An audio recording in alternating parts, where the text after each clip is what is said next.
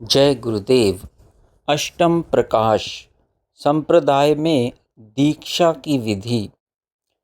ज्ञान मार्ग के वेदांत, योग, मंत्र, तंत्र, भक्ति आदि जितने भी तुम्हारे संप्रदाय हैं, उन सब में ही दीक्षा दी जाती है। दीक्षा में गुरु शिष्य में अपनी शक्ति संचार करते हैं ताकि शिष्य की बुद्धि अतीन्द्रिय विषय को ग्रहण कर सके। इसलिए इसको शक्तिपात कहते हैं। शक्तिपात सहित प्राप्त दीक्षा के नाना प्रकार के भेद हैं। शक्तिमान गुरु के सामर्थ्य और शिष्य की योग्यता से इसका परिचय होता है।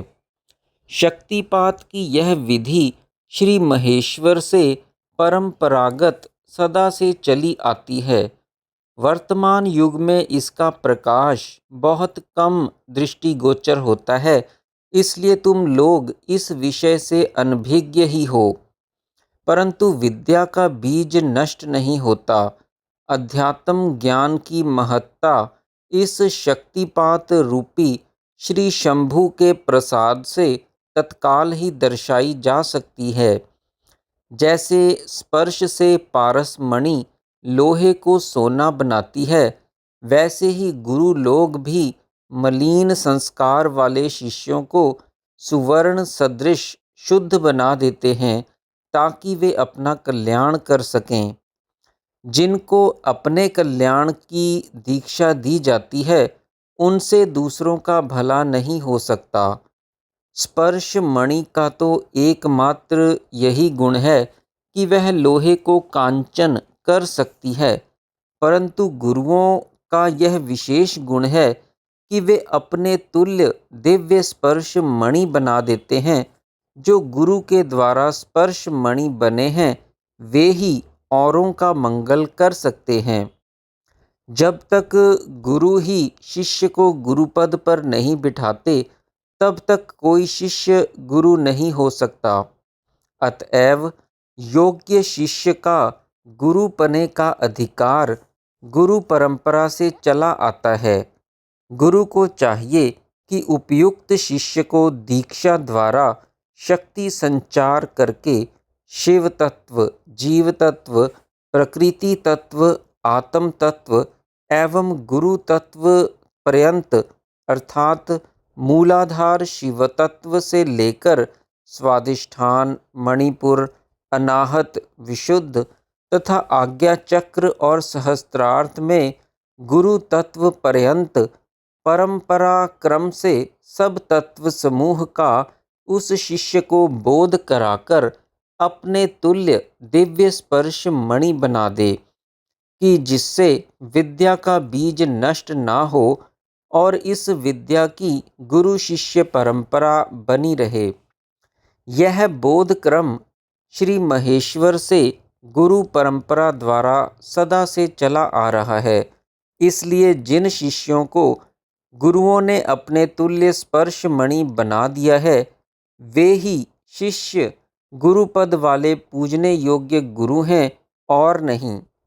गुरु से अपने ही कल्याण की दीक्षा लेने वाले सुवर्ण बने हुए दूसरों के कल्याण का अधिकार नहीं रखते, परंतु गुरु की कृपा से जो स्पर्श मणि गुरु बने हैं, वे ही तुम लोगों का त्राण करेंगे। अतएव जिस तिसके चरणों में सिर रखने से तुम्हारा मंगल नहीं हो सकता। दीक्षा का अर्थ।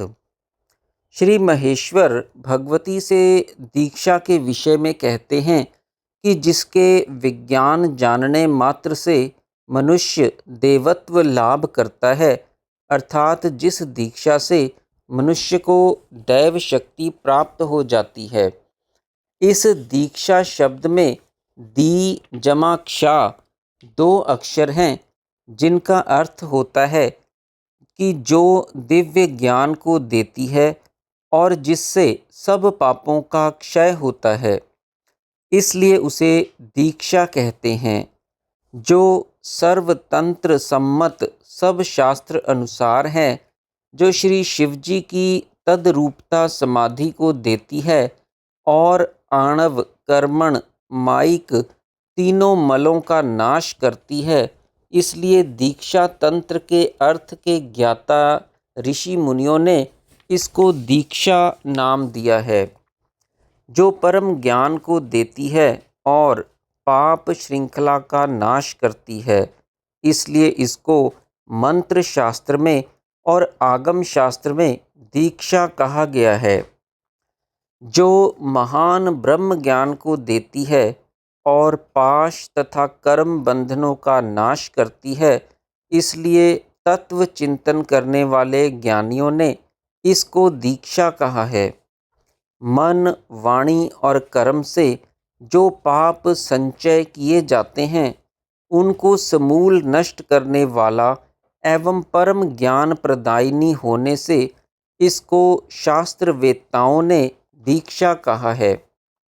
प्रथम तो प्रत्यक्ष विज्ञान फल देने वाली, दूसरे द्वैत भाव और मन को लय करने वाली एवं तीसरे मुक्ति देने वाली होने से इसको दीक्षा कहा गया है। दीक्षा के प्रकार।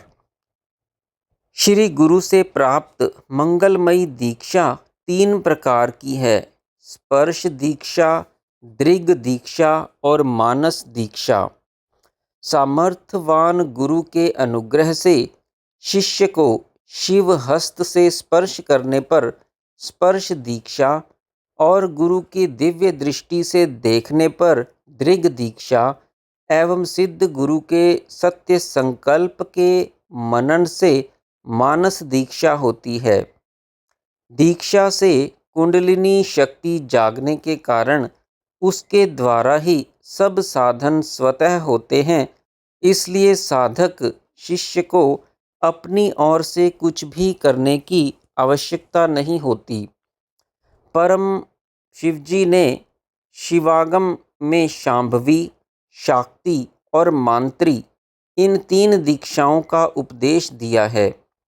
इन दीक्षाओं का विषय वर्तमान काल में संप्रदाय वालों ने अपनी अयोग्यता के कारण और ही रूप में परिणित कर दिया है। इसलिए जिनकी परंपरा से ये दीक्षाएं प्राप्त नहीं हैं, वे न दे सकते हैं और न कह सकते हैं।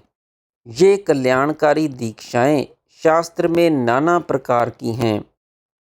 नाम क्रिया भेद से दीक्षा के भेद।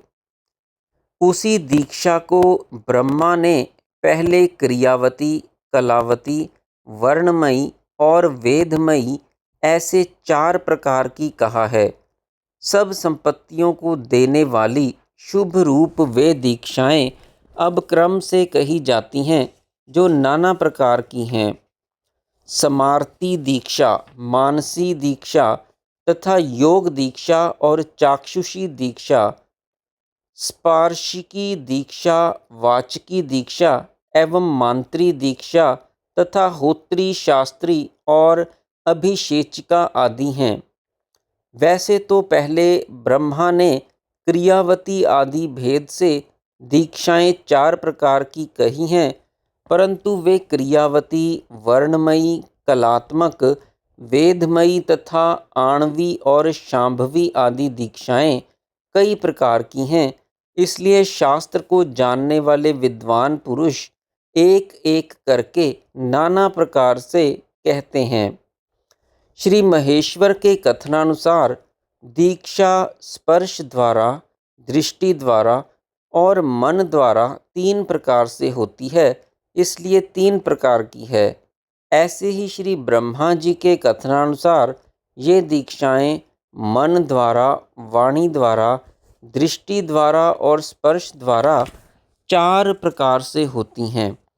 इसलिए मानसिकी, वाचिकी, चाक्षुषी, स्पर्श की 4 प्रकार की कहलाती हैं।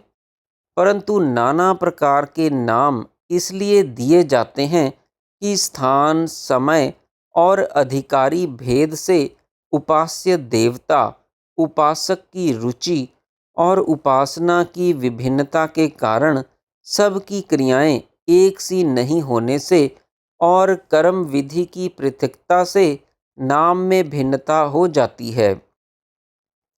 तुम लोग समझते होंगे कि ज्ञान देने की चीज़ नहीं है, कहने से ही होता है, जैसा कि वर्तमान समय में वाचिक वेदांतिक लोग कहते हैं। परंतु तुम्हें समझना चाहिए कि जहाँ कहने से ना हो सके, वहाँ देने से तो अवश्य होता है। इसी तरह यह दीक्षा का विषय भी कहने से नहीं होता, वरन देने से होता है। इसलिए जिन्हें यह प्राप्त नहीं है, वह तुम्हें क्या दे सकेंगे। अतएव तुम निश्चय पूर्वक जान लो कि दीक्षा एवं ज्ञान कहने का विषय नहीं है, देने की चीज़ है। इसलिए कहने से नहीं होगा, देने से होगा। जिसने इसको दिया है और जिन्होंने लिया है, वही जानते हैं। इसलिए यह कहने सुनने की बात नहीं है, लेने और देने की है। ये दीक्षाएं देश, काल और पात्र अनुसार दी जाती हैं। इसलिए वेदांत मार्ग में शांभवी दीक्षा, योग मार्ग में योग तथा शाक्ति दीक्षा, तंत्र मार्ग में वेद दीक्षा, मंत्र मार्ग में मांत्री एवं आणवी दीक्षा और भक्ति मार्ग में वैष्णवी दीक्षा होती है। इसी तरह तुम्हारे वेदांत, योग, मंत्र, तंत्र, भक्ति इत्यादि जितने भी संप्रदाय हैं, उन सब में दीक्षा की विधि परंपरा से चली आती है। इसलिए तुम लोग संसार बंधन से मुक्त होने के लिए सब ही अपने अपने गुरुओं से दीक्षा लेते हो, परंतु काल प्रभाव से अथवा यूँ कहो कि अपने दुर्भाग्य से, जैसा कि श्री महेश्वर और ब्रह्मा जी ने कहा है, वैसा दीक्षा फल, ज्ञान और परम शांति वर्तमान में तुम में से कोई विरला ही भाग्यवान अनुभव करता होगा। जय गुरुदेव।